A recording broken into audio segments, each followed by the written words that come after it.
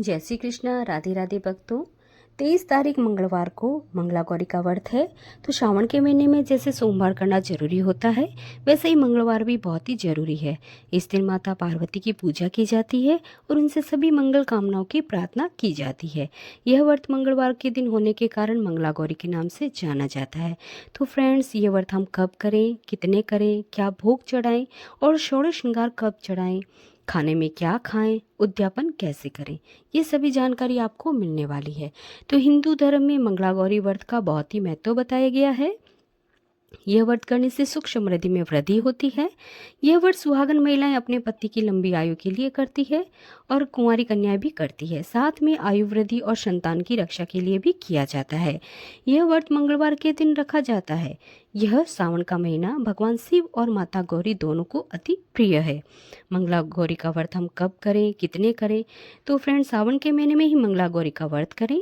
आप श्रावण के माह में पूरे माह भी व्रत कर सकते हैं या आप प्रत्येक सोमवार भी कर सकते हैं। सावन के महीने में 16 सोमवार का व्रत भी आप प्रारंभ कर सकते हैं। तो हमें मंगला गौरी के कितने व्रत करने चाहिए, ये आप प्रथम मंगलवार के दिन संकल्प लेकर कर सकते हैं। तो आप श्रावण में सभी पड़ने वाले मंगलवार करेंगे और लास्ट मंगलवार को उद्यापन कर देंगे, या आप 1 साल तक, 5 साल तक भी कर सकते हैं। 1 साल को करने वाले श्रावण से श्रावण तक के बीच में आने वाले सभी मंगलवार को व्रत रखते हैं और लास्ट मंगलवार को उद्यापन करते हैं। और 5 साल तक व्रत रखने वाले 5 साल श्रावण के महीने में मंगलवार को व्रत करते हैं और लास्ट मंगलवार को उद्यापन कर देते हैं। कुछ लोग श्रावण के महीने में मंगलवार से 16 मंगलवार करके लास्ट 16वें मंगलवार को भी उद्यापन कर देते हैं। तो आपको जिस प्रकार से करना हो, तो आप उस प्रकार से पहले दिन संकल्प लेकर कर सकते हैं। तो फ्रेंड्स, आपको पूजा सामग्री में क्या ध्यान रखना है, ये मैं आपको बताती हूँ कि इसमें हमें वस्तुएं लेनी है 16 की संख्या में। जितना हो सके फल, मूल, मेवे, प्रसाद जो भी हो, तो 16 की संख्या का बहुत ही ज़्यादा महत्व है। तो आप 16 की संख्या में हो तो उतना लें।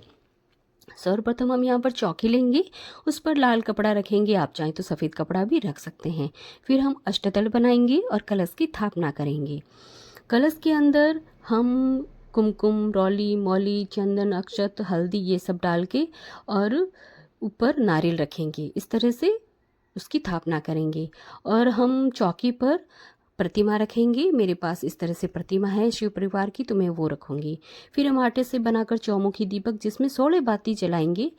उसके बाद में हम चावल से 16 ढेरियाँ बनाएंगे जो कि सोष्ट मातृका होगी।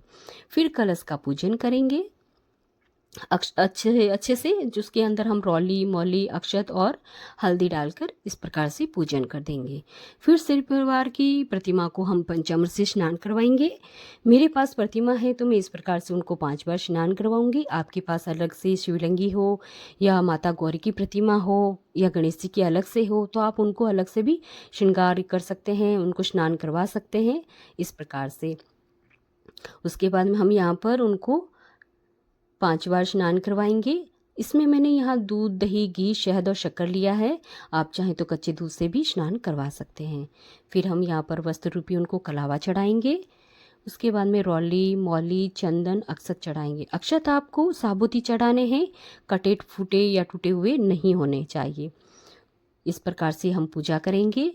फिर हम दीपक की भी पूजा करेंगे, सिलबट्टे की भी पूजा करेंगे। सिलबट्टा, दीपक ये सभी हमें आटे से बनाने हैं। आटे के अंदर हमें नमक नहीं डालना है। उसके बाद में हम सुपारी से 9 ग्रह बनाएंगे।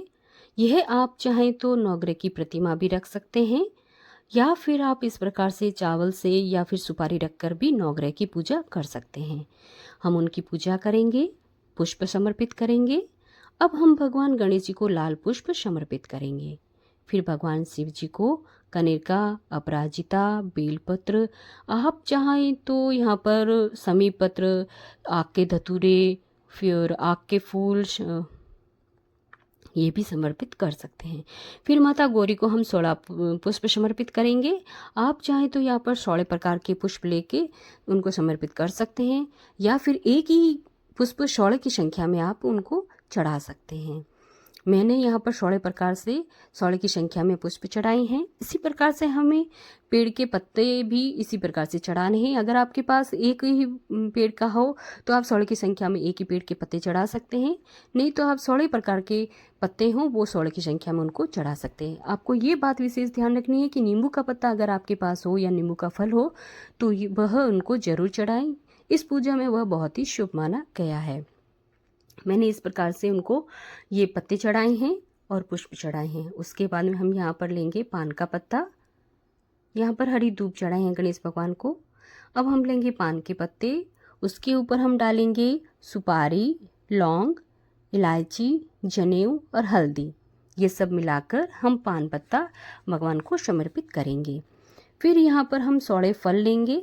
आप चाहें तो मैंने यहाँ पर यथाशक्ति मेरे पास जितने थे वो इतने लिए हैं। आपके पास ज़्यादा हो आप 16 कर सकते हैं तो आप उसी संख्या में फल और मेवे चढ़ा सकते हैं। मैंने 16 की संख्या में मेवे चढ़ाए हैं, मिठाई चढ़ाई है।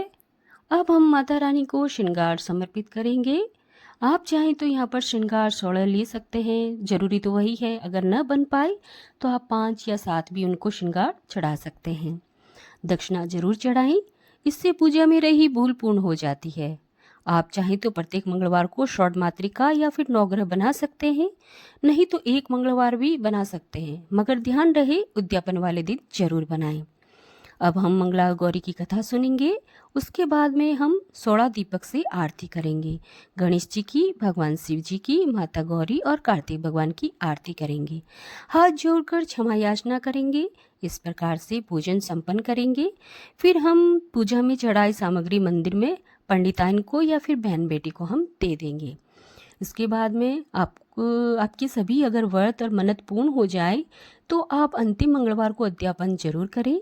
उस दिन आप पूरी विधि विधान से पूजन करें। बाकी मंगलवार में आप सिंपल तरीके से पूजा कर सकते हैं। आप उद्यापन में 16 महिलाओं को भोजन कराएं, उनको श्रृंगार का सामान दें यथाशक्ति और दक्षिणा दें। अब हम खाने के बारे में बात करते हैं। तो खाने में फ्रेंड्स, इस दिन आप सुबह पूजा करने के बाद फलाहार ले सकते हैं। उसके बाद में व्रत आपको शाम के समय खोलना है। ध्यान रहे एक ही धान खाना है और नमक उसमें न खाएं। मीठे का भोजन करें और पीरियड में व्रत नहीं छोड़ना है। आप किसी से भी पूजा करवा सकते हैं और 16 श्रृंगार भी आप कभी भी चढ़ा सकते हैं, पहले मंगलवार या बीच में या फिर उद्यापन वाले दिन तो आप जरूर ही चढ़ाएं। मगर ध्यान रहे उद्यापन वाले दिन 16 की संख्या में हर चीज होना जरूरी है और यह व्रत आप मायके में या ससुराल में कहीं पर भी शुरू कर सकते हैं। तो फ्रेंड्स, मेरी बताई हुई पूजा विधि पसंद आई है तो हमें जय माता दी जरूर लिखें और कहीं बताने में भूल रह गई हो तो हमें क्षमा करें। जय श्री कृष्णा, राधे राधे।